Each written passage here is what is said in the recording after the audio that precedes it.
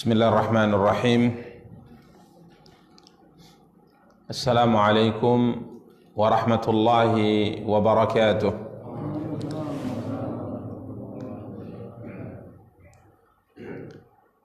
Innal hamdalillah nahmaduhu wa nasta'inuhu wa nastaghfiruh wa na'udzu billahi min shururi anfusina ومن سيئات أعمالنا من يهده الله فلا مضل له ومن يضلل فلا هادي له أشهد أن لا إله إلا الله وحده لا شريك له وأشهد أن محمدا عبده ورسوله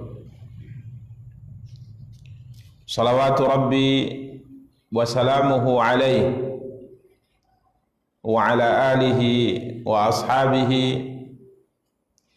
ومن اهتدى بهديه واستنى بسنته إلى يوم الدين وسلم تسليما كثيرا أما بعد. إخواني wa akhawati kaum muslimin, kaum muslimat, rahimani wa rahimakumullahu jami'a. Alhamdulillah, puji dan syukur senantiasa kita ucapkan untuk Allah subhanahu wa ta'ala atas nikmat dan karunia yang diberikan oleh Allah subhanahu wa ta'ala untuk kita semua. Salawat beserta salam semoga senantiasa dilimpahkan oleh Allah subhanahu wa ta'ala untuk junjungan dan panutan kita Nabi Allah yang mulia Muhammad sallallahu alaihi wasallam. Ikhwani wa akhawati kaum muslimin, kaum muslimat, rahimani wa rahimakumullahu jami'a. Pada kesempatan yang berbahagia kali ini biidznillah kita akan kembali melanjutkan kajian dan pembahasan kita, mencoba untuk membaca dan menjelaskan salah satu di antara karya besar yang telah ditulis oleh Al-Imam Abul Fida Ismail ibnu Katsir rahimahullahu ta'ala, seorang imam yang wafat pada tahun 774 Hijriah rahimahullahu ta'ala. Karya beliau yang sangat terkenal, Tafsir Al-Quran Al-Azim. Para ikhwah dan para akhwat rahimani wa rahimakumullahu jami'a, pada pertemuan yang lalu kita telah sampai pada pembahasan tafsir surat Al-Kahfi ayat 98.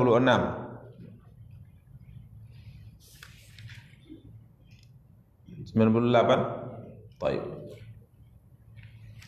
Di mana pada pembahasan yang telah kita sampaikan pada pertemuan yang lalu dalam perjalanan terakhir yang diceritakan oleh Allah Subhanahu wa taala tentang raja yang mulia, raja yang saleh, Dzulqarnain,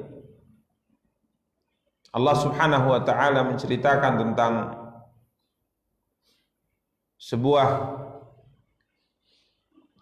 usaha yang dilakukan oleh Dzulqarnain dalam membangun dinding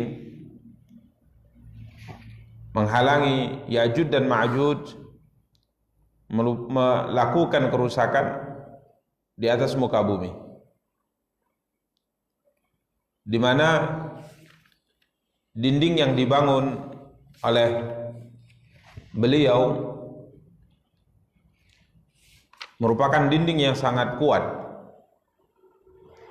karena ia adalah dinding yang dibangun dengan menggunakan potongan-potongan besi, kemudian setelahnya dibakar sehingga sudah memerah seluruhnya, baru kemudian disiramkan di atasnya kitra,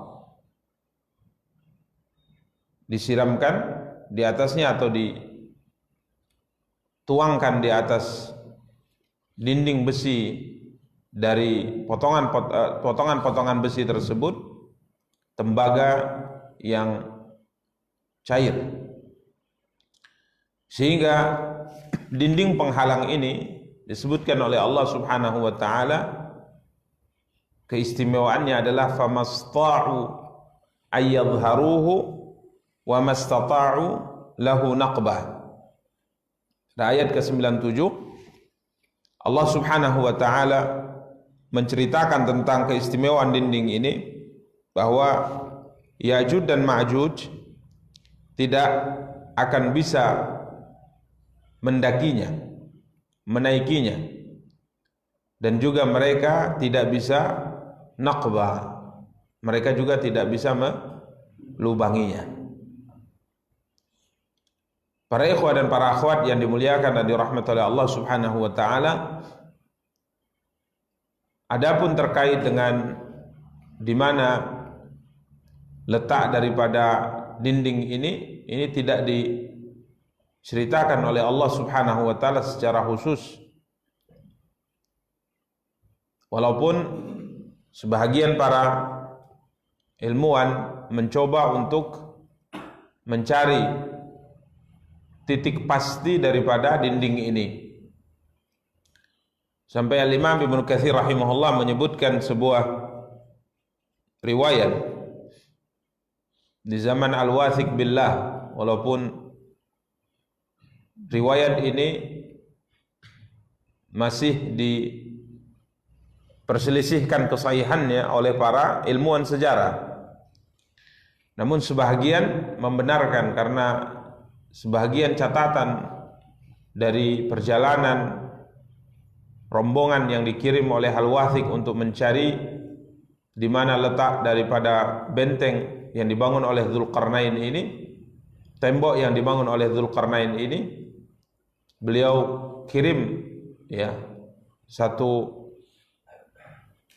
rombongan khusus, sampai disebutkan bahwa perjalanan mereka memakan waktu pulang dan pergi itu 2 tahun, dan sampai mereka kemudian sampai di titik benteng yang dibangun oleh Dzulqarnain ini, dan perjalanan ini disebutkan dari awal keberangkatan sampai akhir, dan sebagian para ilmuwan sejarah menjadikan catatan ini sebagai catatan sejarah beberapa tempat dan daerah yang diceritakan oleh mereka.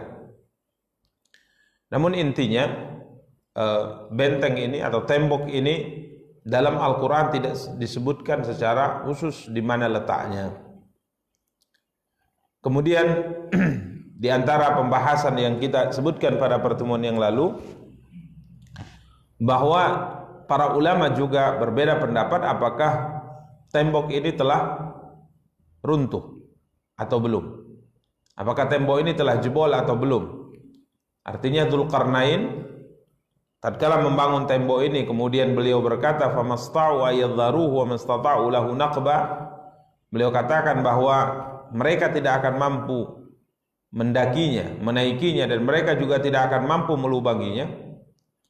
Apakah mereka, karena setelahnya Dzulqarnain mengatakan, fa idza jaa wa'du rabbi ja'alahu dakka'a. Qala hadza rahmatun min rabbi, fa idza jaa wa'du rabbi ja'alahu dakka'a wa kana wa'du rabbi haqqan. Ini dinding, kata beliau, adalah rahmat dari Tuhanku. Ya, rahmat dari Tuhanku. Allah SWT memberikan kemudahan kepada beliau untuk membangun dinding yang sangat kuat ini, yang tidak bisa didaki dan juga tidak bisa dilubangi. Namun beliau mengatakan, hadza rahmatun min rabbi, fa idza jaa wa'du rabbi ja'alahu dakka'a.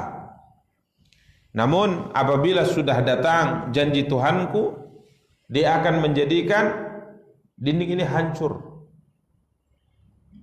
Ya, dan janji Tuhanku adalah benar. Para ulama berbeda pendapat apakah janji yang disebutkan oleh Allah Subhanahu wa taala yang telah tiba atau belum. Pendapat yang pertama mengatakan bahwa janji itu telah tiba. Ya, sebagaimana kita telah jelaskan pada pertemuan yang lalu terkait dengan penyerangan yang dilakukan oleh Kekaisaran Mongol atau Tatar dalam bahasa Arabnya, yang kekaisaran dibangun oleh seorang bernama Genghis Khan, kemudian diteruskan oleh keturunan-keturunannya atau keluarga-keluarganya. Dan apa yang dilakukan oleh mereka, yakni pasukan Mongol ini menghancurkan, menyapu habis ya kerajaan-kerajaan Islam sampai Daulah Abbasiyah juga runtuh karenanya, sehingga Baghdad jatuh ke tangan mereka, dan mereka benar-benar melakukan kerusakan yang tidak pernah didengar dalam catatan sejarah tentang kerusakan yang seperti itu. Sampai para ilmuwan ahli sejarah Islam tatkala menceritakan hal itu, mereka sampai mengatakan bahwa hampir tidak sanggup mereka menceritakan apa yang terjadi saat itu. Ya, bukan hanya ribuan kaum muslimin yang dibantai, tapi angkanya mencapai jutaan. Angkanya mencapai jutaan. Tatkala mereka menguasai satu kota yang dikuasai oleh kaum muslimin, mereka akan membantai semuanya. Mereka akan membunuh semuanya dan tidak menyisakan. Tidak tua, tidak muda, tidak laki-laki, tidak perempuan. Mereka akan basmi semuanya. Ini pasukan Mongol kala itu. Bahkan bukan hanya manusia atau kaum muslimin yang mereka bunuh seluruhnya, ya. Mereka juga menghancurkan kota itu. Ya, mereka meruntuhkan rumah-rumah dan bangunan-bangunan yang ada, bahkan juga membakar seluruh apa yang ada, sampai yang mereka bakar juga termasuk adalah catatan-catatan atau tulisan-tulisan para ulama kita rahimahumullah. Jadi memang mereka adalah orang-orang yang tidak memuliakan yang namanya ilmu pengetahuan, sehingga disebutkan tatkala Baghdad jatuh di tangan mereka, mereka buang catatan-catatan karya-karya ilmiah para ilmuwan-ilmuwan Islam di Sungai Efrat, ya, sampai sungai itu berhari-hari warna airnya hitam karena begitu banyaknya tinta yang bercampur dengannya, karena mereka buang semuanya. Padahal ini adalah warisan, ya. Ilmu ini adalah warisan yang sangat berharga bagi manusia secara umum. Ya, dan itu mereka hancurkan semuanya. Tidak ada yang selamat dari kaum muslimin di kota yang mereka kuasai kecuali segelintir orang yang berhasil bersembunyi, khususnya di tempat-tempat najis. Ya, ini sebuah kejadian yang disebutkan oleh sebagian para ilmuwan sejarah Islam, sepertinya hari kiamat telah tiba, karena mereka tidak bayangkan itu terjadi ya. Di masa tatkala kaum muslimin membangun kekuasaan, diawali dari zaman Nabi kita yang mulia sallallahu alaihi wasallam sampai berlanjut di zaman Khulafa ar-Rasyidun, Abu Bakar, Umar, Uthman dan Ali. Kemudian dilanjutkan dengan kerajaan pertama dalam catatan sejarah yang diawali oleh sahabat yang mulia Muawiyah bin Abi Sufyan, dan beliau adalah raja terbaik dari raja yang dimiliki oleh kaum muslimin, sehingga berdirinya daulah Islam, ya, kerajaan Islam yang dikenal dengan Umayyah. Kemudian setelahnya berlanjut tumbang kerajaan Umayyah ini, ya, berdirilah sebuah kerajaan baru yang dikenal dengan daulah Abbasiyah. Dalam perjalanan yang begitu panjang, ya, berabad-abad ini, kaum muslimin diberikan oleh Allah Subhanahu wa taala kekuatan. Kaum muslimin diberikan oleh Allah Subhanahu wa taala kejayaan, sehingga kekuasaan Islam saat itu menjadi kiblat dunia dari kemajuan dalam segala perkara. Ya. Kerajaan Islam, kekuasaan Islam saat itu menjadi kiblat bagi dunia. Sampai sebagian para ulama mengatakan dulu benua Eropa itu gelap kalau tidak diterangi oleh kerajaan-kerajaan Islam. Kita berhasil menemukan beberapa penemuan-penemuan yang sangat luar biasa, khususnya dalam bidang teknologi. Ya, karenanya sebagian para ulama mengatakan bahwa pondasi daripada kemajuan yang didapat oleh manusia saat ini sebenarnya pondasinya sudah dimulai oleh kaum muslimin di zaman keemasan Islam. Ya. Para ikhwah dan akhwat yang dimuliakan dan dirahmati oleh Allah, sampai disebutkan bahwa raja-raja yang ada di barat dahulu mereka masih mengandalkan waktu dengan pergerakan matahari, tapi kaum muslimin sudah punya jam. Kaum muslimin sudah punya jam. Ya, sehingga disebutkan bahwa raja Islam mengirim kepada beberapa raja yang ada di barat jam ini, masih jam pasir, ya. Maka tatkala jam itu bisa bergerak dengan sendirinya, maka raja kafir ini pun takut. Dia sampai lompat dari tempat duduknya. Dia mengatakan ini adalah ilmu sihir. Mereka tidak tahu, ya. Ini pondasi yang dibangun oleh kaum muslimin saat itu, yang tatkala kita kalah, maka ilmu ini kemudian diambil, khususnya tatkala terjadi perang salib, ya. Setelah berakhirnya penyerangan pasukan Mongol, kemudian kaum muslimin berhasil kembali membangun kerajaan-kerajaan mereka sampai akhirnya terjadi perang salib. Kemudian mereka menyerang daerah-daerah Islam, kemudian mengambil, ya, ilmu yang telah diwarisi dan diwariskan untuk kaum muslimin dari generasi-generasi terdahulu. Sehingga sampai saat ini kita masih melihat para ilmuwan kita, para ulama kita yang ingin mungkin meneliti sebuah karya-karya para ulama-ulama Islam dahulu, mereka dapati manuskrip dari makhtutat yang dituliskan oleh para ulama-ulama kita dahulu, ini didapatkan di perpustakaan-perpustakaan besar yang ada di beberapa negara-negara barat. Yang tatkala kita mengambilnya, ini tentunya juga membutuhkan harta yang sangat besar, ya, harta yang sangat besar. Karena para ikhwah dan akhwat yang dimuliakan dan dirahmati Allah, sebagian para ulama mengatakan bahwa janji yang disebutkan oleh Allah bahwa benteng atau dinding yang dibangun oleh Dzulqarnain pada satu waktu akan hancur dan Ya'juj dan Ma'juj akan keluar dan melakukan kerusakan di muka bumi, sebagian para ulama mengatakan itu sudah terjadi, yakni Ya'juj dan Ma'juj yang dimaksud di sini adalah pasukan Mongol. Namun sebagian para ulama membantahnya. Mereka mengatakan belum, janji itu belum tiba. Janji itu belum tiba. Karena kita lihat kata para ulama dalam beberapa riwayat, ya, dalam beberapa riwayat keluarnya mereka, yakni Ya'juj dan Ma'juj, diceritakan dalam hadis di zaman Nabi Isa alaihi salam. Di zaman Nabi Isa alaihi salam telah turun kembali, telah turun ke bumi. Karena sebagaimana diyakini, yang kita yakini oleh kaum muslimin, bahwa Allah Subhanahu wa taala sampai saat ini belum mewafatkan Nabi Isa alaihi salam.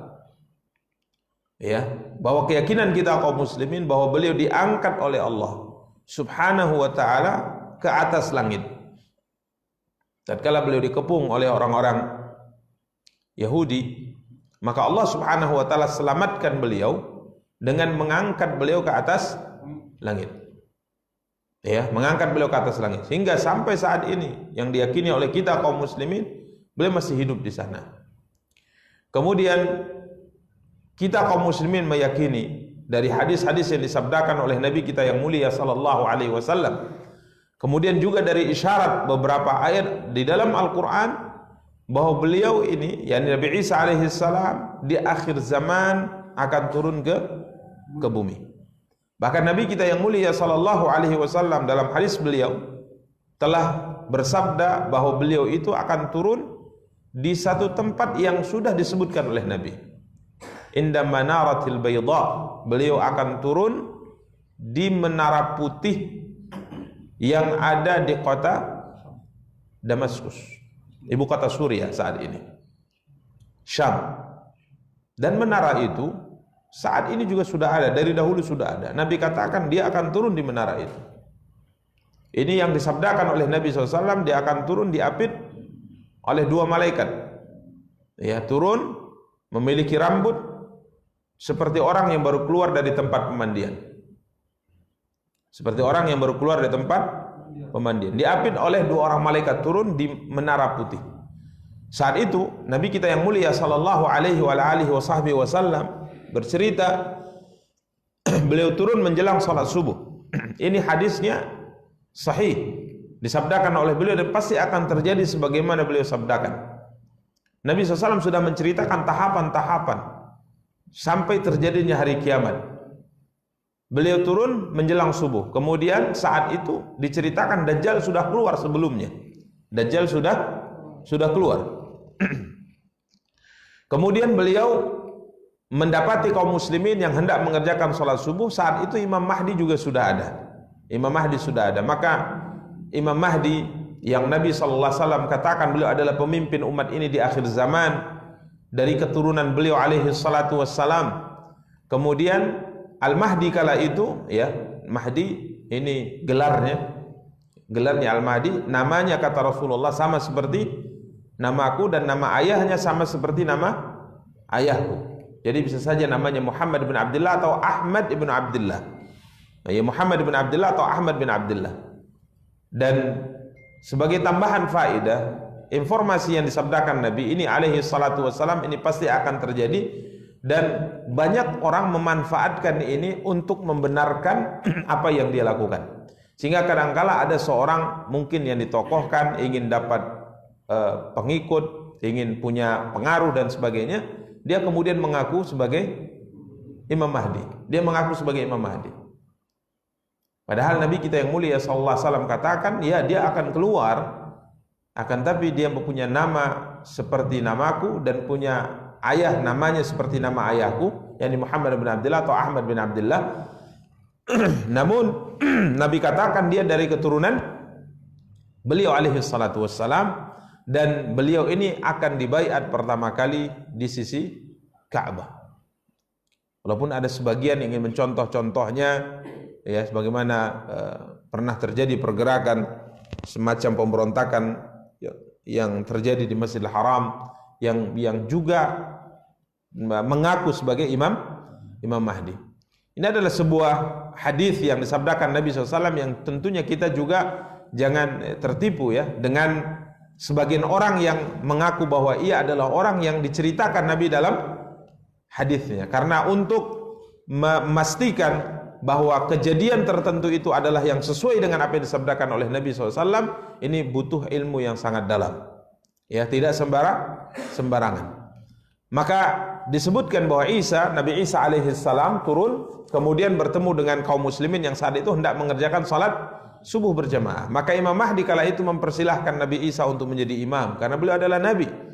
Ya, akan tapi Nabi Isa alaihissalam mengatakan, sesungguhnya imam kalian, pimpinan kalian adalah dari umat kalian.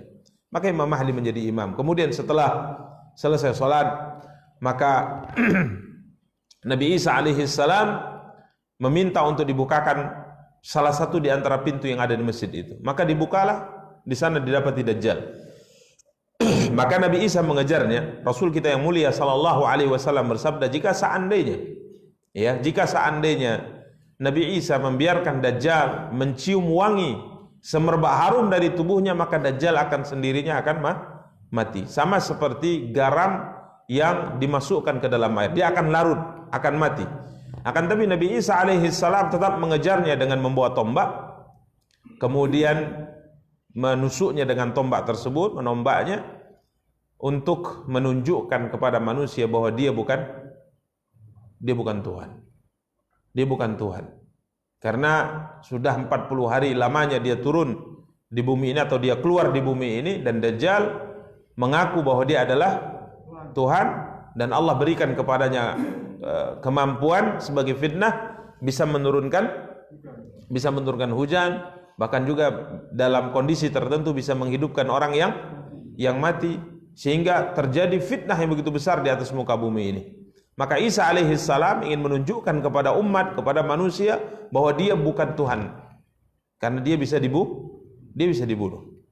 Maka setelah itu Allah subhanahu wa ta'ala, setelah dihancurkannya Dajjal, dibunuh Dajjal dan para pengikutnya, maka Allah subhanahu wa ta'ala turunkan kepada manusia di atas muka bumi ini karunia yang sangat agung, kemakmuran, ya, sampai disebutkan, ya, kemakmuran yang terjadi, langit tidak menahan sedikit pun dari kekayaannya, dan bumi juga tidak menahan sedikit pun dari kekayaannya, sehingga manusia hidup benar-benar dalam kondisi yang sangat, ya, makmur.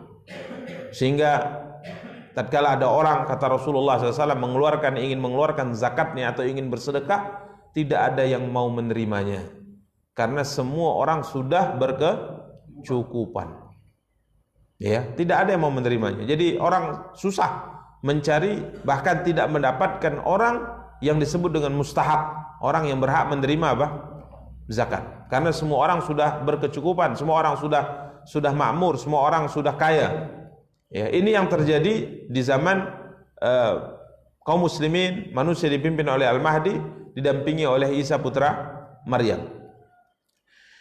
Dan setelah cerita ini berlalu, ya, Nabi SAW baru kemudian bercerita tentang keluarnya Ya'juj dan Ma'juj. Karena disebutkan dalam riwayat tersebut bahwa Allah Subhanahu wa taala berfirman kepada Nabi Isa alaihissalam, sesungguhnya aku telah keluarkan, ya, makhluk ciptaanku yang tidak ada seorang pun yang mampu menghalangi pergerakan mereka. Ya, ini yang difirmankan oleh Allah kepada Nabi Isa. Ya, tidak ada seorang pun yang mampu untuk menghalangi mereka.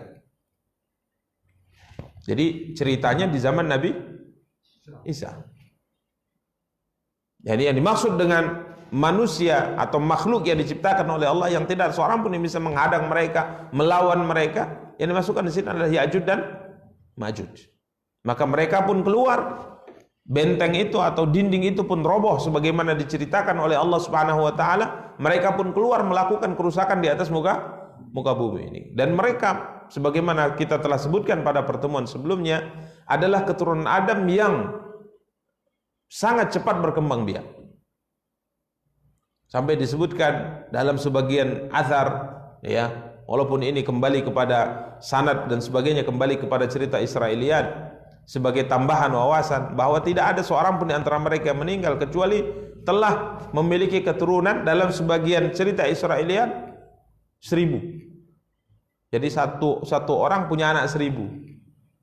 Jadi kalau 1000 dari mereka punya anak berapa? Kalau 2000, kalau 1 juta jumlah mereka. Ini perkembangan mereka yang sangat luar biasa. Sehingga Nabi SAW mengisyaratkan hal ini dalam sebuah hadis bahwa perbandingan orang yang dimasukkan, anak Adam dimasukkan ke dalam neraka antar kita yang bukan dari Ya'juj dan Ma'juj dengan mereka. Kalau Ya'juj dan Ma'juj di neraka sudah 1000 orang, 1000 Ya'juj dan Ma'juj, kita baru 1. Ini perbandingannya.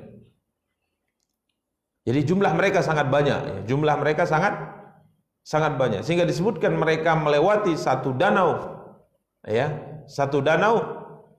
Rombongan yang pertama masih bisa meminumnya, rombongan berikutnya sudah tidak dapatkan air di danau tersebut. Jadi kering danaunya karena terlalu banyak jumlah mereka. Ya, karena tidak ada pasukan yang bisa menghadang mereka. Ya, kalau kita kaitkan dengan pasukan Mongol tadi, telah tercatat dalam sejarah bahwa pergerakan pasukan ini dipatahkan oleh satuan-satuan tentara kaum muslimin dalam beberapa lagi pertempuran. Tapi kalau Ya'juj dan Ma'juj diceritakan dalam hadis akhir zaman, ini memang tidak sanggup, sampai Allah Subhanahu wa taala perintahkan Nabi Isa dan kaum muslimin untuk apa? Mengungsi. Ya, dilarang oleh Allah melawan mereka karena tidak akan sanggup untuk melawan mereka. Diperintahkan mengungsi. Dalam sebagian riwayat diperintahkan mengungsi di perbukitan At-Tur. Ya, mengungsi semuanya. Sampai akhirnya mereka dibinasakan oleh Allah SWT dengan kehendaknya. Sampai mereka akhirnya binasa dengan kehendak Allah SWT. Allah kirim kepada mereka penyakit, yakni ulat yang masuk ke saluran pernafasan mereka, hidung, dan akhirnya mereka semuanya mati. Mereka semuanya mati. Ya, sampai disebutkan bahwa binatang yang memakan bangkai di atas muka bumi ini puas dengan banyaknya mayat. Ya, banyak mayat sampai akhirnya Allah SWT turunkan hujan, Allah SWT turunkan takdirkan banjir sehingga mayat ini kemudian hanyut semuanya ke laut. Ini cerita disabdakan oleh Nabi SAW di akhir zaman. Karena ini yang mendasari sebagian para ulama rahimahumullah taala mengatakan bahwa dinding itu belum runtuh. Terkait di mana, ya, sampai ada sebagian mengatakan belahan bumi mana yang tidak diinjak oleh manusia, tapi kenapa tidak ditemukan jejak Ya'juj dan Ma'juj. Wallahu taala a'lam. Dan intinya bahwa mereka ini ada, ya, mereka ini ada. Dan kalau mengambil pendapat para ulama, sebagian para ulama mereka sudah keluar, kalau mengambil pendapat yang lainnya mereka belum keluar. Tapi intinya sebenarnya yang paling terpenting adalah mempersiapkan diri untuk waktu atau untuk kejadian yang pasti, yakni terjadinya hari kiamat. Demikian para ikhwah dan akhwat yang dimuliakan dan dirahmati oleh Allah Subhanahu wa taala. Kalau kita lihat dari penjelasan Al-Imam Ibnu Katsir rahimahullah, beliau lebih condong kepada pendapat bahwa Ya'juj dan Ma'juj itu belum keluar. Beliau nukilkan beberapa riwayat. Di antaranya adalah riwayat yang beliau berikan sebuah catatan dari sisi sanad, riwayat yang sangat sedikit terjadi seperti ini dari sisi orang-orang yang menukilkan riwayat ini dari Nabi kita yang mulia sallallahu alaihi wasallam. Wa yu'ayyidu ma qulnahu min annahum lam yatamakkanu min naqbihi wa naqbi syai'in minhu wa min naqarati hadzal marfu' qaulul Imam Ahmad. Ya, dan menguatkan apa yang kami katakan bahwa mereka tidak mampu untuk melubanginya dan tidak mampu untuk menghancurkan tembok atau dinding yang dibangun oleh Dzulqarnain. Ada sebuah riwayat yang diriwayatkan Imam Ahmad dari seorang tabi'in yang mulia bernama Ibnu Syihab Az-Zuhri, dari Urwah, dari Zainab bintu Abi Salamah, dari Habibah bintu Ummi Habibah binti Abi Sufyan, dari ibunya Ummu Habibah, dari Zainab bintu Jahshin zaujin Nabi sallallahu alaihi wasallam. Beliau mengomentari sanad ini dengan komentar bahwa ini adalah sanad yang sedikit terjadi yang seperti ini. Beliau mengatakan bahwa riwayat dinukilkan dari dua orang sahabat, dari dua orang tabi'in, Muhammad bin Syihab Az-Zuhri dengan Urwah bin Az-Zubair. Ini dua orang tabi'in. Kemudian disebutkan bahwa riwayat ini dinukil dari dua orang, kedua-duanya adalah anak tiri Nabi sallallahu alaihi wasallam. Pertama Zainab bintu Abi Salamah, anaknya Ummu Salamah. Kemudian yang kedua dari Habibah bintu Ummu Habibah, anaknya Ummu Habibah. Jadi dua orang tabi'in, kemudian dua orang wanita, dan kedua-duanya adalah anak tiri siapa? Rasulullah SAW. Kemudian dari Ummu Habibah dari Zainab bintu Jahsyin, kedua-duanya adalah istri Nabi SAW. Jadi dua orang tabi'in, kemudian dua orang anak tiri Rasulullah, kemudian dua orang istri Nabi SAW. Dalam riwayat tersebut dikatakan, istaiqadhan Nabiyyu sallallahu alaihi wasallam min naumihi. Nabi sallallahu alaihi wasallam bangun dari tidurnya, wa muhammarun wajhuhu, di mana wajah beliau tiba-tiba memerah, ya, seperti orang terkejut. Faqala la ilaha illallah, tidak ada sesembahan selain Allah. Wailun lil arabi min syarrin qad iqtarab, celakalah orang-orang Arab dari keburukan yang akan datang pada hari ini. Ya'jud dan Ma'jud berhasil melubangi dinding yang dibangun oleh Dzulqarnain sebesar ini. Jadi kemudian Nabi SAW mengisyaratkan dengan tangannya, ya. Kemudian kala itu kami berkata kepada Rasulullah SAW, aku berkata kepada Rasulullah, kata Zainab bintu Jahsyin, anuhlaku wa fina salihun. Ya Rasulullah, apakah kita akan dibinasakan oleh Allah? Kita bisa dihancurkan sedangkan masih banyak orang-orang saleh di kalangan kita. Ya, apakah mungkin Allah akan membinasakan kita, menghancurkan kita, sedangkan di kalangan kita masih banyak orang-orang saleh, orang yang baik, orang yang salat, orang yang berdoa. Ya, maka Rasulullah SAW mengatakan, na'am idza kathural khabath. Ya, kalian bisa saja dibinasakan oleh Allah sekalipun masih ada orang-orang saleh. Idza kathural khabath. Kalau yang namanya keburukan, yang namanya kerusakan itu lebih dominan. Jadi kalau presentasinya misalnya yang saleh itu 40%, ya, yang saleh itu, yang baik itu hanya 40% atau mungkin kurang dari itu, ini bisa saja murka Allah akan turun. Makanya seorang muslimah harus berusaha sebanyak mungkin memperbanyak yang namanya kebaikan. Memperbanyak yang namanya kebaikan dan berusaha untuk menekan yang namanya apa? Keburukan. Dengan cara apa? Amar ma'ruf dan nahi mungkar. Memerintah manusia kepada yang ma'ruf dan melarang manusia dari yang mungkar. Karena Nabi kita yang mulia sallallahu alaihi wasallam sebutkan sebuah perumpamaan dalam hadis yang masyhur. Ya, perumpamaan amar ma'ruf dan nahi mungkar. Karena memang ini merupakan kelemahan, titik kelemahan kaum muslimin dan titik kejayaan kaum muslimin di amar ma'ruf dan nahi mungkar. Nabi SAW memberikan perumpamaan dalam hadis yang masyhur tentang orang-orang yang melakukan amar ma'ruf dan nahi mungkar ini seperti orang-orang yang menaiki bahtera atau kapal, kata Rasulullah. Ya, menaiki bahtera atau kapal. Kemudian kapal ini kata Rasulullah SAW ada 2 tingkat dan semua rombongan yang akan berangkat itu tidak bisa dinaikkan, ditempatkan di 1 tingkat. Harus ada yang diletakkan di dek atas dan ada yang harus diletakkan di dek bawah. Sehingga tidak bisa untuk menentukan para penumpang yang akan menaiki bahtera ini siapa yang ada di atas, siapa yang ada di bawah, kecuali dengan mengundinya, kata Rasulullah. Maka diundilah. Sebahagian dapatkan posisi di atas, dek atas, ada yang di bawah. Kemudian para ikhwah dan akhwat yang dimuliakan dan dirahmati Allah, Nabi melanjutkan permisalannya, perumpamaannya. Orang yang ada di bawah setiap kali butuh air mereka akan naik ke atas. Mereka akan naik ke atas. Maka apa kata orang-orang yang di bawah? Ya, merasa susah, merasa berat karena setiap butuh air naik ke atas. Maka mereka mengatakan jika seandainya lah kita lubangi yang lantai bahtera ini kita lubangi sehingga kita tidak susah dan kita tidak mengganggu teman-teman di atas karena lewat naik turun gitu kan. Kita lubangi saja di sini. Tidak menyusahkan teman-teman, tidak mengganggu teman-teman di atas dan juga memudahkan kita. Ini kata sebagian orang bodoh yang berada di dek yang paling bawah. Maka Rasulullah SAW bersabda, jika seandainya mereka membiarkan orang yang bodoh ini melakukan apa yang hendak mereka lakukan, maka bahtera tenggelam dan semua mereka mati. Tapi kalau seandainya mereka menahan tangan orang yang bodoh ini dalam melubangi bahtera atau melubangi kapal tersebut, maka dia yang bodoh akan selamat dan semuanya akan selamat. Ini perumpamaan. Maka Nabi SAW katakan, kalau seandainya yang namanya maksiat itu sudah menyebar, walaupun masih banyak kita katakan orang-orang pergi ke masjid bermunajat kepada Allah SWT, maka bisa saja kata Rasulullah dihancurkan.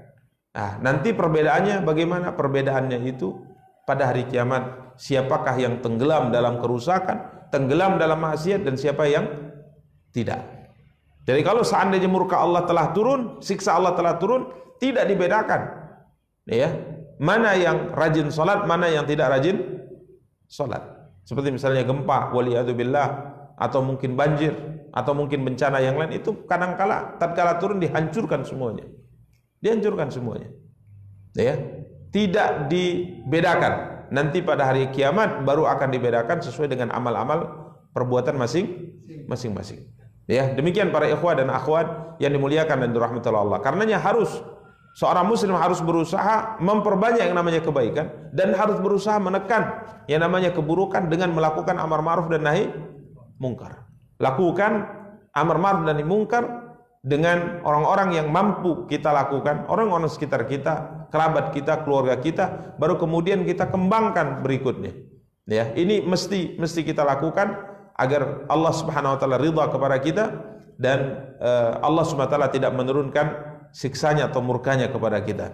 Karena sejarah tentang turunnya murka Allah kepada kaum yang sudah tidak memperhatikan ini berulang kali terjadi. Silahkan baca di antaranya cerita tentang Bani Israel yang mencari atau menangkap ikan di hari Sabtu. Yang pada awalnya hanya satu yang melakukannya, Kemudian dicontoh sampai banyak sekali yang menangkap ikan di hari itu. Walaupun tidak langsung dari Sabtu, tapi mereka sudah memasang jaring di hari Jumat. Tidak boleh cari ikan di hari Sabtu. Mereka akali, ya kami tidak mencarinya di hari Sabtu, tapi mereka mengakalinya dengan memasang jaring-jaring perangkap-perangkap di hari Jumat, sehingga tatkala ikan itu masuk di hari Sabtu, mereka tidak ambil di hari Sabtu, mereka ambilnya di hari Ahad. Mereka akali syariat. Subhanallah, ini dicontoh oleh banyak orang, contoh sedikit demi sedikit oleh banyak orang, dan amar ma'ruf di kalangan mereka itu tidak berjalan. Amar ma'ruf tidak berjalan. Sampai tatkala ada sebagian orang mencoba untuk mengingatkan dan memberi nasihat bahwa ini adalah perbuatan yang dilarang oleh Allah, sebagian orang mengatakan nggak usah urusi mereka gitu. Ya masing-masing sajalah. Nah, bukankah kalimat seperti ini sering muncul dari sebagian kita? Untuk apa ngurusi orang lain? Biarkan saja orang itu dengan perbuatannya. Kita urus diri kita masing-masing. Ya, kita urus diri kita masing-masing. Ini para ikhwah merupakan kaidah yang bertolak belakang dengan yang namanya amar ma'ruf dan nahi mungkar. Apa yang terjadi? Yang terjadi akhirnya Allah turunkan murkanya kepada mereka semua. Ya, Allah turunkan murkanya kepada mereka semua. Dan yang seperti ini banyak diceritakan oleh Allah dan disabdakan oleh Nabi kita yang mulia sallallahu alaihi wasallam. Demikian para ikhwah dan akhwat yang dimuliakan dan dirahmati oleh Allah. Dzulqarnain berkata, qala hadza rahmatun min rabbi. Ini telah kita beri catatan kemarin. Beliau mengatakan setelah berhasil membangun dinding yang sangat kuat, dinding yang sangat kokoh, beliau tidak pongah, beliau tidak angkuh. Beliau mengatakan hadza rahmatun min rabbi. Ya, ini adalah rahmat dari Tuhan. Allah Subhanahu wa taala memberikan kemudahan, kekuatan, ilmu kepada beliau untuk membangun tembok yang sangat kuat ini, yang tidak bisa didaki dan tidak bisa dilubangi oleh jenis makhluk yang tidak ada makhluk yang bisa menghadapi mereka. Ya, ini dinding yang sangat kuat, tapi Dzulqarnain tidak pongah. Dia mengatakan ini rahmat dari Allah.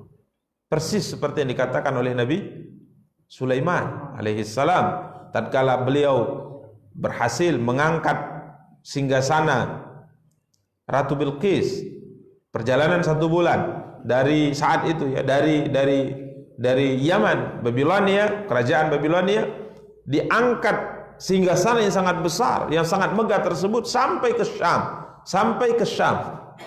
Yang pada awalnya tatkala beliau memberikan seperti semacam sayembara kepada tentaranya, siapa yang bisa mengangkat singgasana itu, maka jin ifrit kala itu maju kemudian mengatakan saya bisa mengangkatnya sebelum engkau berdiri dari tempat dudukmu. Nabi Sulaiman alaihissalam tatkala beliau duduk di atas singgasananya, bekerja menyelesaikan urusan hamba kerajaannya, duduk di waktu duha setelah terbit matahari, kemudian berdiri menjelang zuhur. Berdirinya menjelang zuhur. Jadi saya butuh beberapa jam untuk memindahkan singgasana itu dari Yaman ke Syam. Wa inni alaihi laqawiyyun amin. Aku kuat, mampu wahai raja, dan aku juga bisa dipercaya. Artinya aku tidak akan mencuri mutiara-mutiara yang ada di singgasana itu. Aku tidak akan mencurinya. Ya. Kemudian subhanallah, maju seorang manusia yang diberikan oleh Allah ilmu, dia mengatakan ana atika bihi qabla ayyartadda ilaika tarfu. Saya bisa memindahkan singgasana itu sebelum matamu berkedip. Sebelum matamu berkedip. Satu kedipan saja sudah sampai di situ. Ini berarti lebih kuat dari apa? Dari jin ifrit. Karena kalimat di sini dalam Al-Qur'an disebutkan qala ifritum minal jin. Berkata jin ifrit. Subhanallah, manusia hamba Allah yang saleh ini berhasil memindahkan dengan sekejap mata. Falamma ra'ahu mustaqirran indahu, tatkala ia melihat singgasana itu sudah berada di sisinya sekejap mata, maka dia mengatakan qala hadza rahmatum min rabbi, hadza min fadli rabbi. Ini karunia pemberian dari siapa? Allah. Liyabluwani aashkuru am akfur. Allah hendak mengujiku apakah aku bersyukur atau tidak terhadap karunia besar ini. Begini hamba yang saleh. Ya, yang harus kita renungkan adalah sikap dari Nabi Sulaiman dan sikap dari Dzulqarnain. Tidak pongah, tidak angkuh dengan pemberian yang Allah berikan, kehebatan yang Allah berikan kepadanya. Cuman kadang-kadang kita fokusnya, kalau cerita Nabi Sulaiman, fokusnya ke apa? Apa sih bacaan orang tadi bisa memindahkan gitu. Fokusnya di situ gitu. Gimana caranya Ustaz? Saya juga pingin punya kekuatan seperti itu. Subhanallah. Dia doa. Dia punya doa yang dia pelajari dari Alkitab. Doa apa itu? Para ulama berbeda pendapat, tapi intinya doa ini memang sesuatu yang luar biasa dalam ketetapan Allah Subhanahu wa taala. Doa. Ya, kekuatan seorang hamba itu terletak pada doa. Kekuatan seorang hamba terletak pada doa. Bahkan disebutkan dia adalah senjata seorang yang beriman. Senjata seorang yang beriman. Maka para ikhwah dan akhwat, sikap ini yang dilakukan oleh Dzulqarnain persis seperti yang dilakukan oleh Nabi Allah yang mulia Sulaiman. Tidak pongah, bukan seperti Qarun. Qarun tatkala ia melihat hartanya sangat banyak, wa inna mafatihahu latanu bil usbati ulil quwwah. Sesungguhnya kunci gudang-gudang hartanya itu kalau dikumpulkan di satu tempat, dimasukkan dalam satu tempat kemudian diangkat, tidak mampu diangkat kecuali oleh beberapa orang yang sangat kekar. Kunci gudang hartanya diangkat oleh 7 orang, diangkat oleh 8 orang. Maka 8 orang yang kuat-kuat itu tatkala mengangkatnya harus pasang kuda-kuda dulu bahasa kita kalau mau ngangkatnya. Ya sampai gitu ngangkatnya. Itu kuncinya saja, belum hartanya. Ya dibayangkan, nggak ada orang yang lebih kaya dari Qarun. Sampai harta yang didapat sekarang pun disebut dengan harta Qarun. Padahal ya Qarun itu di Mesir ya. Kita orang Indonesia di Binjai korek tanah dapat harta dalam harta Qarun. Ya bahasa Indonesia harta karun. Padahal nggak ada ceritanya Qarun hartanya tenggelam di mana di kota Binjai. Tapi begitulah karena memang kayanya dia. Sama seperti seorang raja yang angkuh dan sebagainya, disebut ini Fir'aun ini kan gitu ya. Ya karena memang dia terkenal dengan keangkuhan dan kesombongannya. Jadi semua dinisbatkan namanya angkuh, jahat dan sebagainya dengan simbol yang namanya apa? Fir'aun. Nah, sedangkan yang kaya simbolnya adalah Qarun. Tatkala dia punya harta yang sebanyak ini, qal innama utituhu ala ilmin indi. Ini keangkuhannya. Dia punya harta yang banyak kemudian dia mengatakan, ini saya dapat karena kehebatanku dalam berusaha. Dia tidak mengatakan ini pemberian siapa? Allah.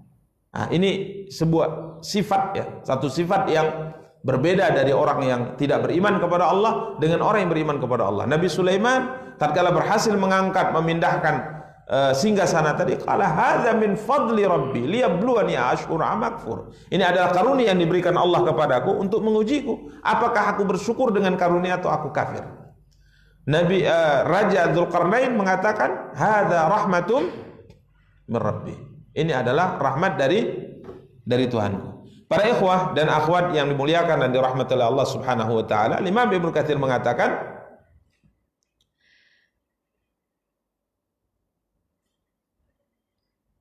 qala hadza rahmatun min rabbi ay lima banahu Dzulqarnain ay bin nas haitsu ja'ala bainahum wa baina ya'juj wa ma'juj hailan yamna'uhum min al-aythi fil ardi wal fasad. Ini maknanya jelas ya, ini adalah rahmat dari Tuhanku, artinya tatkala beliau berhasil membangun dinding yang menghalangi Ya'juj dan Ma'juj dari melakukan kerusakan atas manusia ya di atas muka bumi, beliau mengatakan ini adalah rahmat yang diberikan oleh Tuhanku kepadaku. Kemudian beliau mengatakan fa idza jaa wa'du rabbi ja'alahu dakka, apabila datang janji Tuhanku, yakni sudah mendekat, sudah dekat janji yang benar itu, ja'alahu dakka, Allah SWT akan meruntuhkan dinding ini, Allah akan ratakan dengan bumi. Ya, ini sebagaimana kita sebutkan ada perbedaan di kalangan para ulama, ada yang mengatakan sudah terjadi, ada yang mengatakan belum terjadi. Wa kana wa'du rabbi haqqan, dan janji Tuhanku adalah benar. Ya, janji Tuhanku adalah benar. Karena tidak ada janji yang dijanjikan oleh Allah yang tidak terjadi. Semua janji yang dijanjikan oleh Allah itu pasti akan terjadi. Walaupun mungkin butuh waktu, tapi pasti akan terjadi. Pasti akan terjadi. Demikian para ikhwah dan akhwat yang dimuliakan dan dirahmati oleh Allah Subhanahu wa taala. Kemudian Allah Subhanahu wa taala melanjutkan firman-Nya ayat ke-99, "Wa tarakna ba'dahum yauma idzi yamuju fi ba'din wa nufikha fis suri fajama'nahum jam'a." Dan kami biarkan mereka di hari itu bercampur aduk antara satu dengan yang lain. Ya. Kami biarkan pada hari itu manusia bercampur aduk antara satu dengan yang lainnya. Para ulama berkata, Al-Imam Ibnu Katsir berkata, wa qauluhu wa tarakna ba'dahum, kami biarkan mereka di hari itu bercampur aduk antara satu dengan yang lain, ay annas yauma idzin. Beliau mengatakan yakni manusia di hari itu, ayyauma yudakku hadzas saddu wa yakhruju haula fayamujuna fin nas wa yufsiduna 'alan nas amwalahum wa yutlifuna asya'ahum. Beliau mengatakan bahwa ini janji Allah, bahwa suatu hari nanti kata Allah, kami akan biarkan mereka ini bercampur aduk antara satu dengan yang bercampur. Ya, maksudnya manusia pada hari itu yakni di hari tatkala benteng ini dihancurkan oleh Allah Subhanahu wa taala. Sehingga akhirnya Ya'juj dan Ma'juj ini keluar, yamujuna finnas. Mereka akan bercampur baur dengan manusia, melakukan kerusakan atas manusia, yakni harta mereka dan juga apa-apa yang mereka miliki. Ini sebagaimana saya sebutkan tadi, bahwa Imam Ibnu Katsir condong kepada pendapat Ya'juj dan Ma'juj belum keluar. Ya, karena beliau mengatakan qal As-Sudi berkata, dzaka hina yakhrujuna 'alan nasi wa hadha kulluhu qabla yaumil qiyamati wa ba'da dajjal. Mereka akan keluar kepada manusia, wa tarakna ba'dahum yauma idzin yamuju fi ba'din, kami biarkan Ya'juj dan Ma'juj di hari itu bercampur aduk antara satu dengan yang lainnya. Jadi jenis anak keturunan Adam dari Ya'juj dan Ma'juj akan keluar, kemudian akan campur aduk dengan keturunan Adam yang lainnya, dan mereka akan melakukan apa? Kerusakan.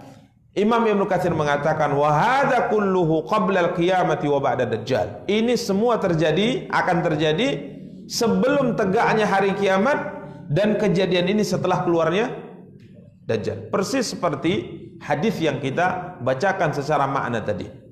Jadi Ya'juj dan Ma'juj keluarnya di zaman setelah Nabi Isa turun dan setelah Nabi Isa dan kaum muslimin berhasil membunuh Dajjal. Ya. Kalau ditanya bagaimana? Di mana? Apakah mungkin? Allah SWT mengatakan wa kana wa'du rabbi haqqan, janji Tuhanmu pasti benar. Janji Tuhanmu pasti benar. Tentang bagaimananya, ya Allah a'lam. Ya. Dan tidak penting juga, sebagaimana yang sering kita tekankan, tidak penting juga kita mengetahui di mana letaknya, mempelajari bagaimana dan sebagainya. Ya sama seperti misalnya Dajjal itu kan memang sudah ada. Dajjal sudah ada. Bahkan disebutkan dalam riwayat seorang sahabat bernama Tamim Ad-Dari dalam Sahih Muslim pernah bertemu dengan Dajjal. Dia pernah bertemu dengan Dajjal. Ia seorang nelayan. Ya, Tamim Ad-Dari ini, Abu Ruqayyah Tamim Ad-Dari, dahulunya beragama Nasrani. Dia berlayar di lautan, tidak disebutkan di lautan mana. Kemudian dia terombang-ambing di lautan tersebut, tidak tahu arah selama 1 bulan. Kemudian terdampar di satu pulau. Diceritakan dalam hadis. Kemudian di pulau tersebut beliau bertemu dengan makhluk atau binatang, ya, yang panjang, berbulu, tidak tahu di mana kepala dan ekornya. Kemudian dia mengatakan sesungguhnya orang yang ada di bangunan itu ingin bertemu denganmu atau butuh informasi darimu. Maka dia datang masuk ke bangunan tersebut dan dapati makhluk yang begitu besar disebutkan dalam hadis tersebut yang dirantai. Kemudian terjadi dialog, ya, terjadi dialog antara Tamim Ad-Dari yang akhirnya nanti masuk Islam dengan orang yang ada di bangunan tersebut yang diikat dengan apa? Rantai. Terjadi dialog. Dia bertanya beberapa informasi, ya, tentang apa namanya danau yang ada di Syam, apakah airnya masih ada, kemudian pohon kurmanya, kemudian bertanya tentang banyak hal ditanya. Maka dia mengatakan sudah dekat waktunya dia akan keluar. Kemudian yang dialami olehnya diceritakan kepada Nabi SAW setelah dia masuk Islam, dan Nabi membenarkannya. Kata Rasulullah, ini persis seperti cerita Dajjal yang saya sedang ceritakan pada kalian. Taib. Jadi Dajjal ini sudah ada, tinggal apa? Keluarnya saja. Taib. Yang terpenting bagi kita sebenarnya bukan mempelajari, mengetahui, cari tahu di mana posisinya. Ya, kalau seandainya misal nih posisinya ada di mana? Di pulau dekat Belawan misalnya. Mus mau apa? Mau bunuh? Kita bunuh aja Ustaz supaya tidak jadi keluar. Apa kata Rasulullah kepada para sahabat tatkala Nabi suatu saat berbicara tentang Dajjal, mengingatkan tentang Dajjal? Karena tidak ada seorang Nabi pun kecuali mengingatkan umatnya tentang bahaya apa?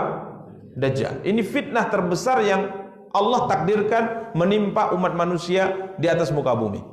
Tatkala Nabi berbicara di dekat apa namanya kebun kurma kala itu di Madinah, Nabi kadangkala mengangkat suaranya, kadangkala merendahkan suaranya seperti orang berbisik-bisik, seakan-akan Dajjal ada di sekitar situ.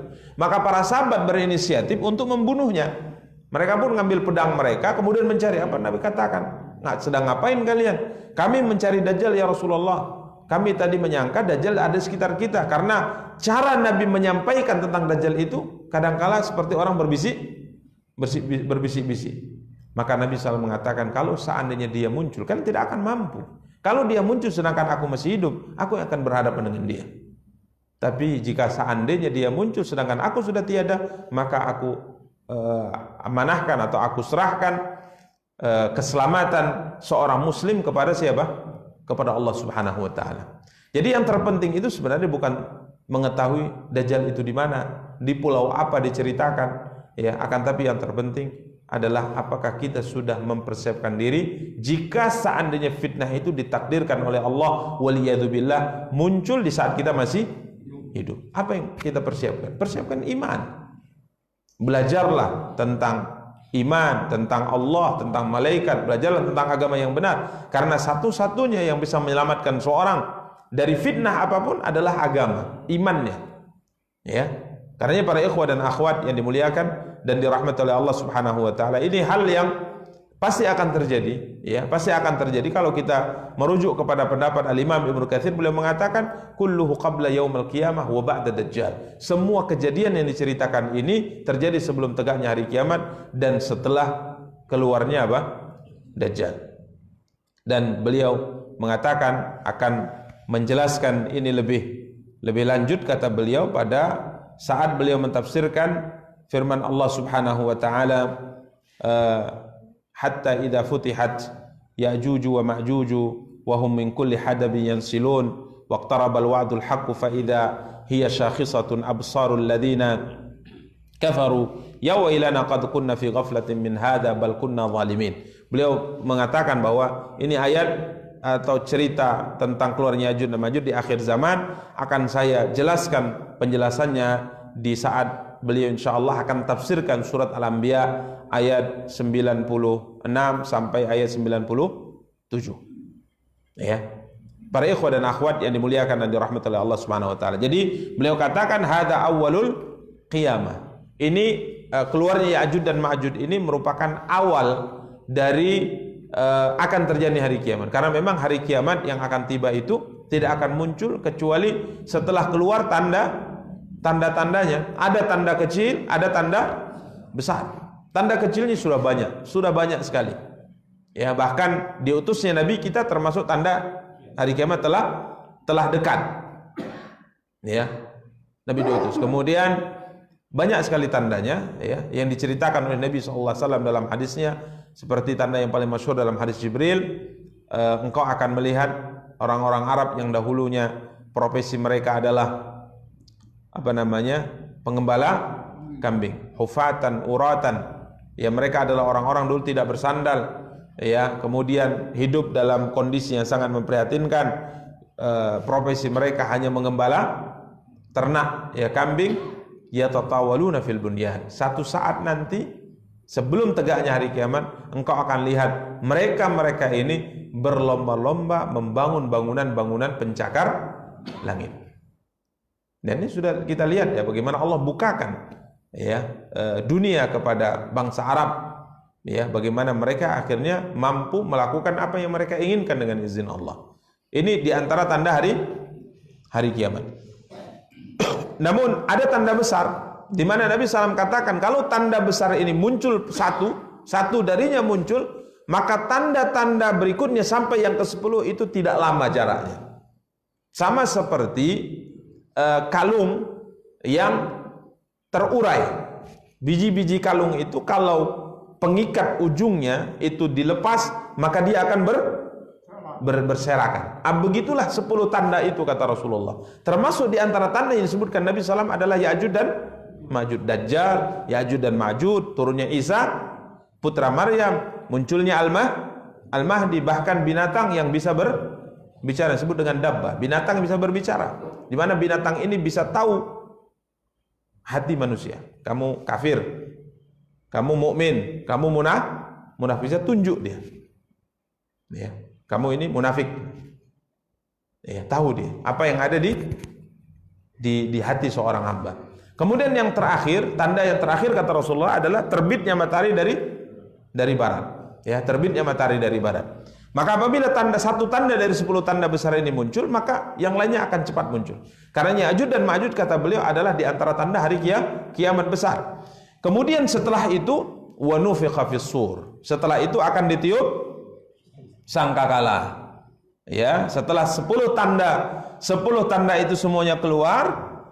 Semuanya sudah keluar, semuanya sudah terlihat oleh manusia. Yang terakhir adalah terbitnya matahari dari barat dan tenggelam di timur. Maka tidak lama setelah itu nufikha fis sur, akan ditiuplah sangkakala. Ya, ala itsri dzalika, yakni setelah keluarnya Ya'juj Ma'juj akan ditiup sangkakala. Fajama'nahum jam'a, maka kami kumpulkan mereka itu semuanya. Ya, para ikhwah dan akhwat yang dimuliakan dan dirahmati oleh Allah Subhanahu wa taala. Tentunya terkait dengan as-sur, sangkakala, yang diterjemahkan kadang-kala dengan trompet, ini adalah sangkakala yang akan dihembus oleh malaikat Israfil. Ya, dan sangkakala ini akan dihembus oleh beliau atau ditiup oleh beliau sebanyak, menurut sebagian pendapat 2 kali, walaupun sebagian pendapat ada yang mengatakan 3 kali. Jadi kalau yang sebenarnya tidak bertentangan antara pendapat ulama yang mengatakan 3 kali dan 2 kali tidak bertentangan, akan tapi pendapat yang mengatakan 2 kali, contoh kita katakan pendapat yang mengatakan 3 kali, tiupan yang pertama yang ditiup oleh malaikat yang disebut dengan sayhatul faza, tiupan yang membuat semua makhluk di atas muka bumi ini terkejut. Ya, ditiup, semua orang dengar, dan yang pertama kali mendengarnya adalah seorang manusia yang kala itu masih menyiapkan atau masih memperbaiki tempat minum yang dimiliki oleh untanya. Jadi tatkala tiupan sangkakala itu ditiupkan, manusia masih hidup layaknya manusia yang hidup dengan kebutuhan dan kesibukan mereka masing-masing. Jadi orang yang pertama kali mendengar tiupan sangkakala yang pertama ini adalah seorang manusia yang memperbaiki sebuah tempat untuk minum untanya. Maka tatkala dia mendengar ini, Nabi SAW katakan dia angkat lehernya, dia pasang betul telinga, ini suara apa gitu. Dia lihat ke kanan, dia lihat ke kiri, dia lihat ini suara apa gitu. Ini tiupan yang pertama, tiupan faza. Semua manusia terkejut, ini suara apa ini? Ya. Kemudian setelahnya masuk tiupan yang kedua. Tiupan yang kedua adalah penghancuran dan kematian bagi semua yang ada. Ya, sehingga tatanan alam semesta ini tidak beraturan lagi. Maka bumi dihancurkan oleh Allah, lautan juga diluapkan oleh Allah Subhanahu wa taala, gunung-gunung dihancurkan oleh Allah, manusia semua mati. Ini tiupan yang kedua. Kemudian setelahnya dibiarkan oleh Allah, setelah semuanya mati, dibiarkan oleh Allah antara tiupan yang pertama dengan yang kedua, atau tiupan yang kedua kalau pendapat 3 tiupan dengan yang ketiga, ini jaraknya 40. Nabi SAW katakan, ma bainan nafkhatain arbaun. Antara 2 tiupan jaraknya berapa? 40. Abu Hurairah ditanya, yang meriwayatkan hadis yang dimaksud dengan 40 ini ya Abu Hurairah, apakah 40 hari? Dia mengatakan, aba itu saya tidak mau menjawab. Apakah maksudnya 40 bulan?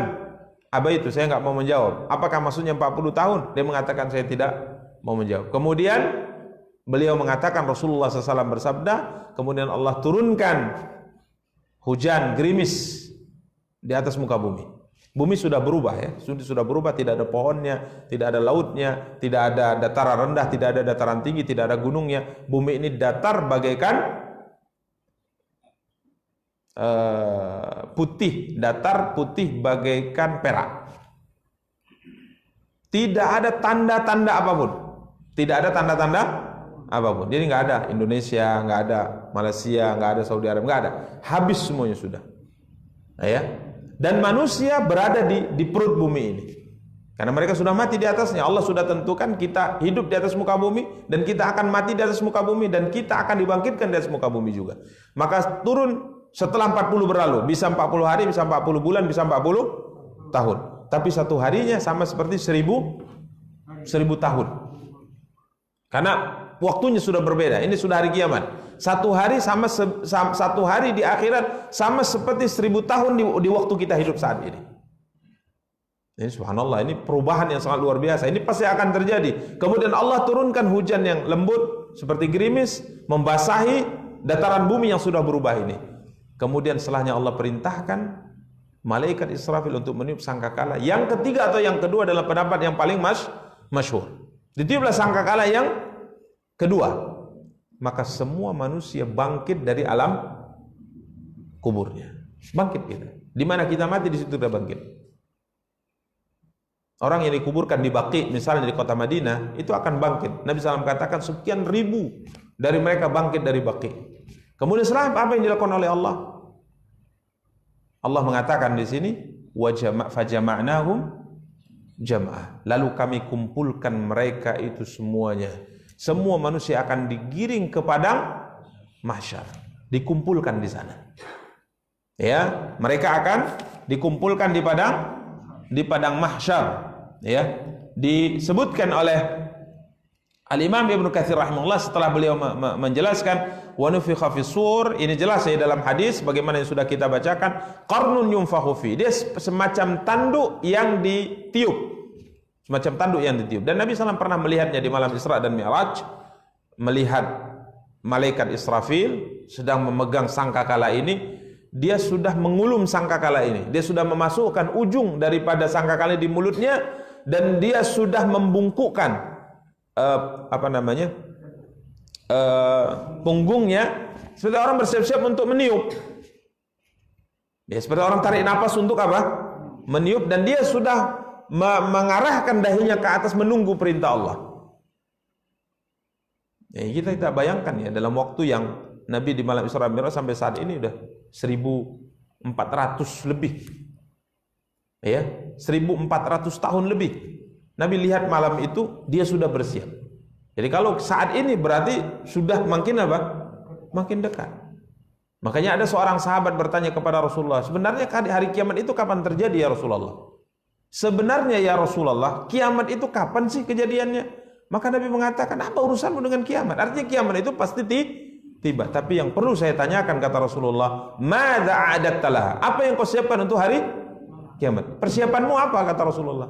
Maka dia mengatakan, la syai', tidak ada yang istimewa yang bisa saya siapkan untuk menghadapi hari kiamat ya Rasulullah. Hanya saja saya mencintai Allah dan Rasulnya. Maka Nabi mengatakan, anta ma'man ahbabta. Di akhirat nanti engkau akan dikumpulkan dengan orang-orang yang engkau cintai.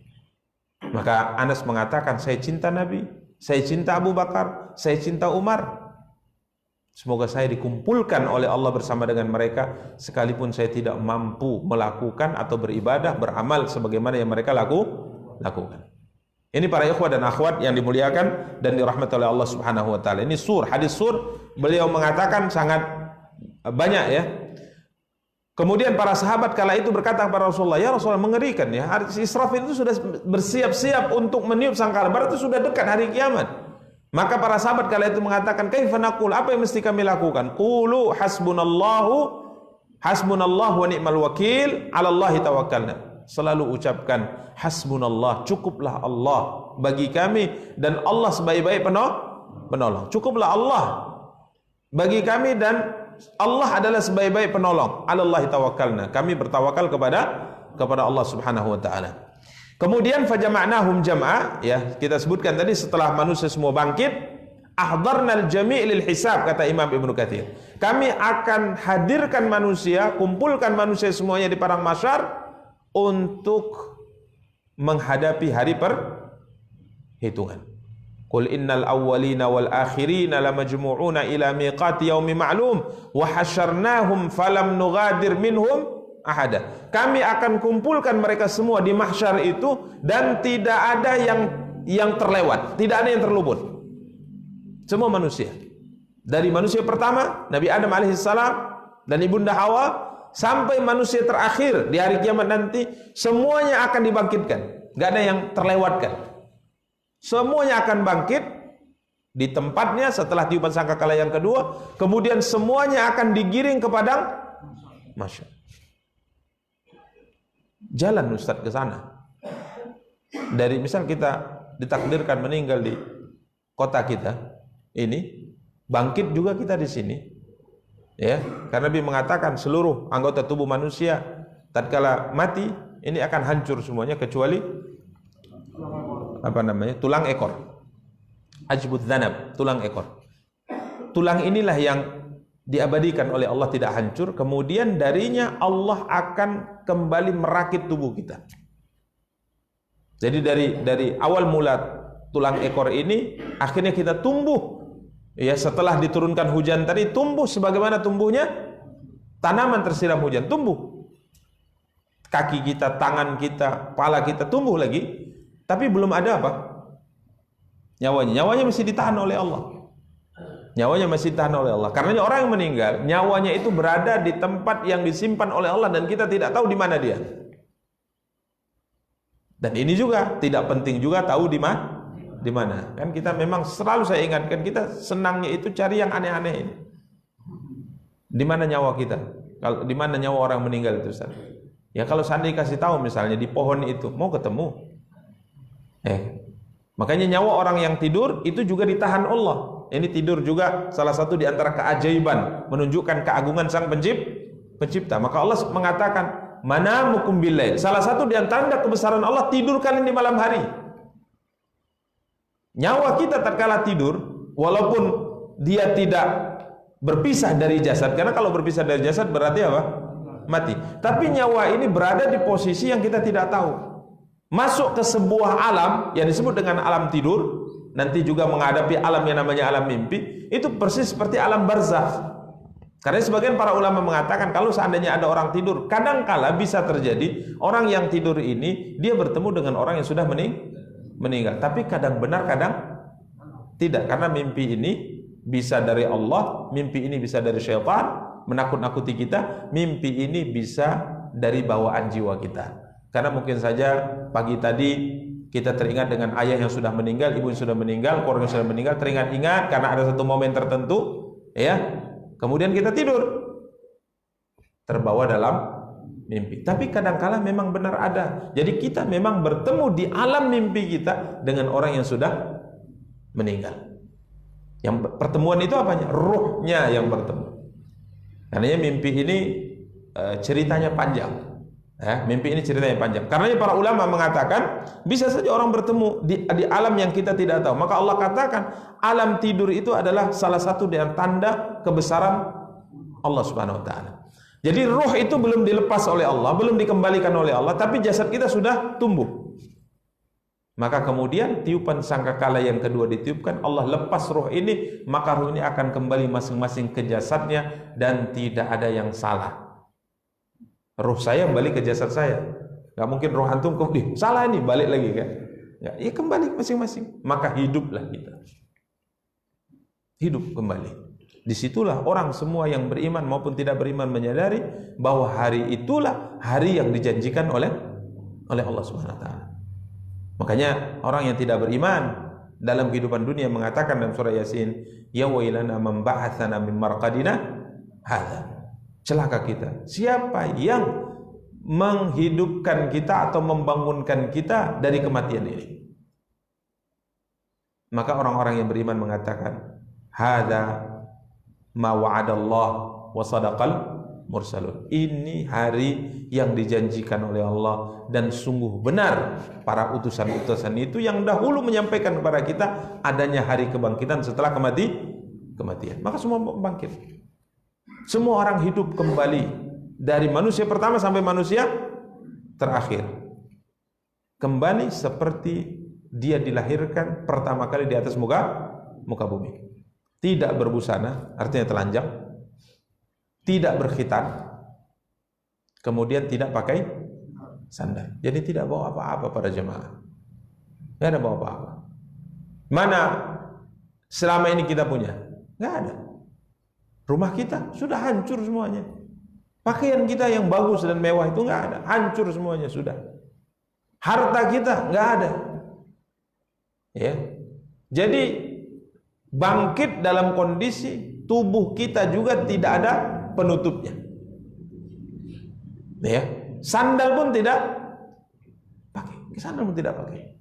Semua kita digiring ke padang mahsyar. Sehingga kala itu para Aisyah mengatakan, Ummu Salamah berkata, telanjang ya Rasulullah, enggak berpakaian. Wah, begitu sangat hinanya wanita di hari itu.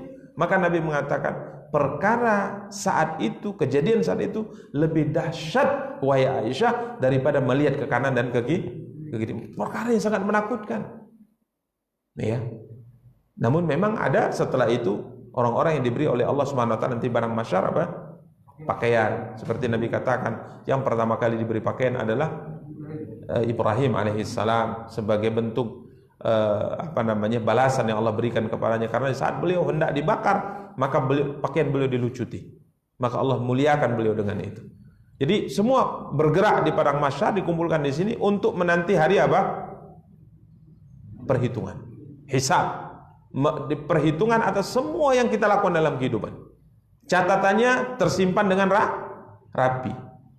Dari kapan mulai dicatat? Kita sudah sering katakan dari semenjak kita mencapai usia baligh. Catatan itu mulai dicatat. Ya, catatan itu mulai dicatat. Apakah sebelumnya tidak dicatat? Contoh misalnya orang baliknya di umur 13 tahun misalnya.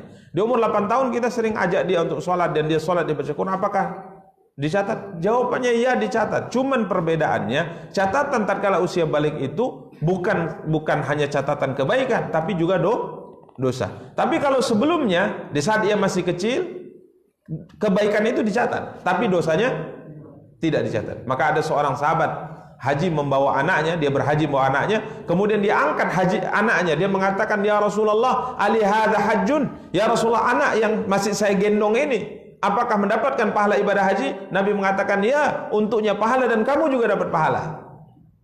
Jadi kita yang membiasakan anak-anak sebelum balik untuk melakukan kebaikan, anak ini kebaikannya dicatat, dan kita yang mengajaknya, mendidiknya, membiasakan juga dapat pahala.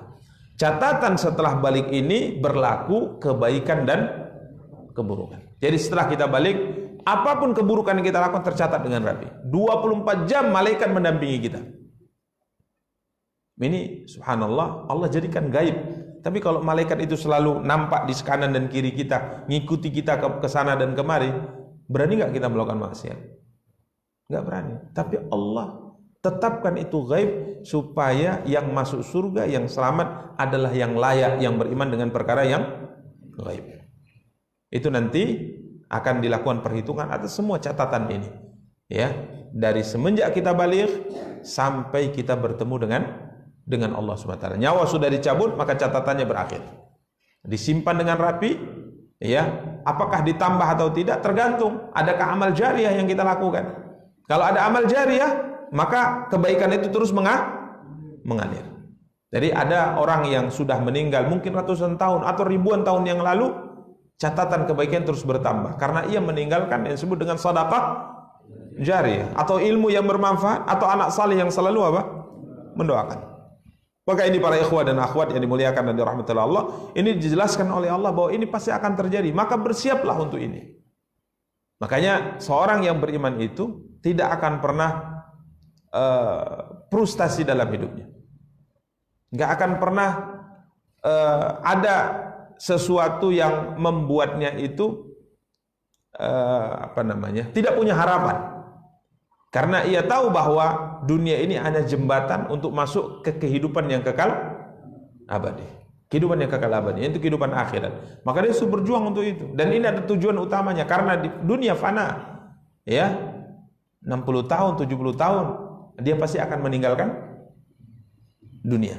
Sedangkan kalau sudah masuk ke dalam kehidupan akhirat, tiupan sangkakala yang kedua ditiupkan, tidak akan ada lagi yang namanya kematian. Ini adalah kehidupan yang kekal abadi, dan nanti Allah SWT akan menceritakan kepada kita, menyampaikan kepada kita apa yang akan Allah lakukan pada hari kiamat setelah kita dibangkitkan, kemudian kita digiring ke padang mahsyar. Allah mengatakan, wa aradna jahannama yauma idzil lil kafirina arda, dan kami akan nampakkan neraka jahanam pada hari itu kepada orang-orang kafir dengan jelas.